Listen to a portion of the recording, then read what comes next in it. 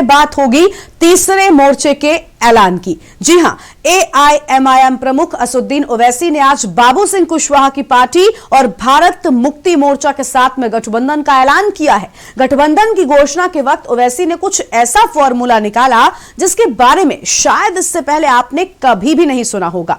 ओवैसी ने कहा कि उत्तर प्रदेश में बाबू सिंह कुशवाहा और भारत मुक्ति मोर्चा के साथ गठबंधन किया है। गठबंधन का ऐलान करते हुए उन्होंने कहा कि अगर गठबंधन सत्ता में आता है तो राज्य में अब 2 मुख्यमंत्री होंगे और इन 2 मुख्यमंत्रियों में एक ओबीसी समुदाय से और दूसरा दलित समुदाय से होगा।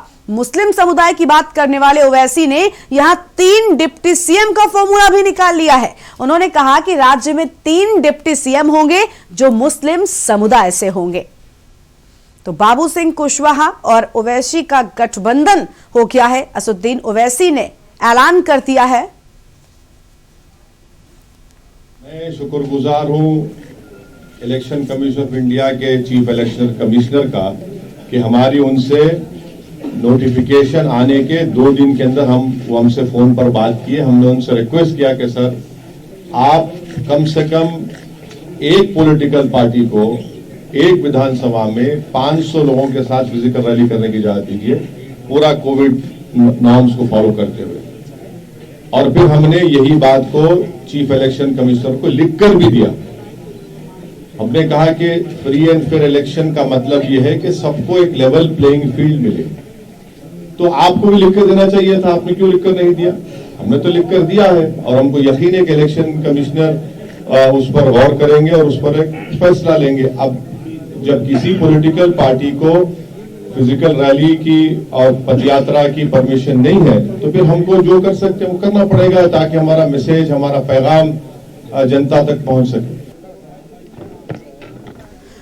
तो सरकार बनी तो 2 सीएम की बात ओवैसी ने यहां पर साफ कर दी है और यूपी में अब तीसरे मोर्चे का ऐलान हो गया। और इसी खबर पर अधिक अपडेट के साथ में हमारे साथ में मोहम्मद शफी हमारे संवाददाता लखनऊ से जुड़ चुके हैं। शफी, ये बड़ी जानकारी और साथ ही साथ तीसरे मोर्चे का ऐलान भी अब उत्तर प्रदेश में हो चुका है।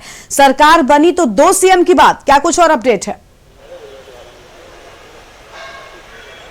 बिल्कुल, देखिए पहली बार ये बात सामने आई है कि किसी पार्टी ने घोषित किया है कि अगर सरकार बनेगी तो 2 मुख्यमंत्री बनाए जाएंगे और 3 डिप्टी सीएम बनाए जाएंगे और डिप्टी सीएम में एक मुस्लिम चेहरा बनाया जाएगा। तो कहीं ना कहीं भागीदारी जो परिवर्तन मोर्चा है, आज उसने एक प्रेस कॉन्फ्रेंस की थी जिसमें ओवैसी और बाबू सिंह कुशवाहा और कई लोग उसमें शामिल थे। 5 पार्टियों को मिलाकर आज ये गठबंधन बना है और ओवैसी के साथ एक गठबंधन किया गया। फिलहाल अगर बात करें हम ओवैसी की एमआईएम पार्टी की तो उसने 100 सीटों पर लड़ने की घोषणा पहले की थी, लेकिन अब अगर बात करें हम तो जिस तरीके से ये 5 पार्टियां एक साथ मिलकर लड़ रही तो इनका आज ऐलान हुआ है कि 403 सीटों पर ये चुनाव लड़ेंगे। इनके कैंडिडेट भी लगभग 95% घोषित हो चुके हैं, 95% लोग तय कर चुके हैं। 5% की इनका कहना है कि अभी बाकी हैं, वो भी 2-3 दिन में लिस्ट आ जाएगी। तो जिस तरीके से उत्तर प्रदेश की समीकरण लगातार बनता जा रहा है, अब भागीदारी जो मोर्चा है तीसरा विकल्प आया है। और एक बड़ी बात ओवैसी ने कही है कि उनका ये कहना है कि अभी तक बीजेपी और समाजवादी पार्टी में लड़ाई देखी जा रही थी,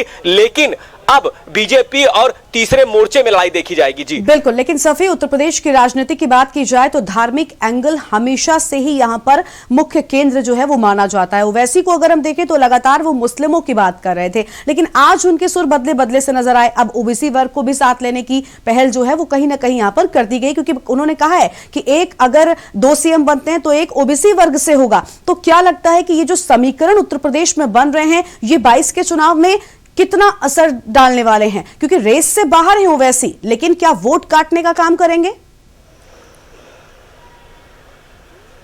बिल्कुल, देखिए जिस तरीके से ओबीसी वोट बैंक की बात करें तो सभी पार्टियों का जो रुख है वो ओबीसी की तरफ है। तो आज अगर बात करें ओवैसी के जो सुर थे वो ओबीसी की तरफ ज्यादा जा रहे थे, क्योंकि अगर सीएम की बात करें तो उन्होंने बोला 2 सीएम रहेंगे जिसमें ओबीसी का नाम उन्होंने सबसे पहले लिया है। तो कहीं ना कहीं अगर देखा जाए तो तीसरा मोर्चा वोट काटने का जरूर काम करेगा, क्योंकि जो इस समय अगर लड़ाई देखी जा रही है तो बीजेपी और समाजवादी पार्टी में देखी जा रही है, क्योंकि जो मुस्लिम वोट है वो कई जगह बढ़ते हैं, वो चाहे कांग्रेस हो, चाहे समाजवादी पार्टी हो, चाहे बहुजन समाज पार्टी हो। लेकिन मुस्लिमों का सबसे ज्यादा वोट अगर कोई पाता है तो वो समाजवादी पार्टी पाती है। लेकिन इस वक्त अगर हम बात करें ओवैसी की जो एमआईएम पार्टी है और ये जो तीसरा मोर्चा बनकर आया है, क्योंकि अभी 100 सीटों की बात हो रही थी लेकिन अब आज से 403 सीटों की बात हो गई, तो उसमें बाबू सिंह कुशवाहा है, मेशराम है और ओवैसी है। जिस तरीके से ये तीनों नाम सामने आ रहे हैं और तीनों लोग मिलकर चुनाव लड़ रहे हैं, 5 पार्टियां जोड़ी गई हैं इसमें, तो कहीं ना कहीं इससे जरूर दूसरी पार्टी को नुकसान होता नजर आ रहा है। जी बिल्कुल, लेकिन अगर सफी हम बात करें इस बार के 2022 के विधानसभा चुनावों की,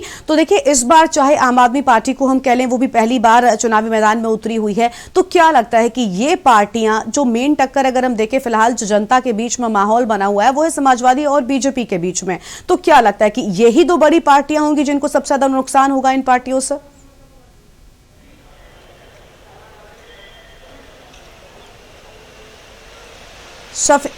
बहुत शुक्रिया आपका सफी हमारे साथ जुड़ने के लिए। सरकार बनी तो 2 सीएम देंगे, यह बड़ी बातें ओवैसी की ओर से साफ कर दी गई हैं। यूपी में तीसरे मोर्चे का ऐलान हो गया है और आपको बता दें कि आज बाबू सिंह कुशवाहा की पार्टी के साथ में गठबंधन किया है एआईएमआईएम ने और भागीदारी परिवर्तन मोर्चा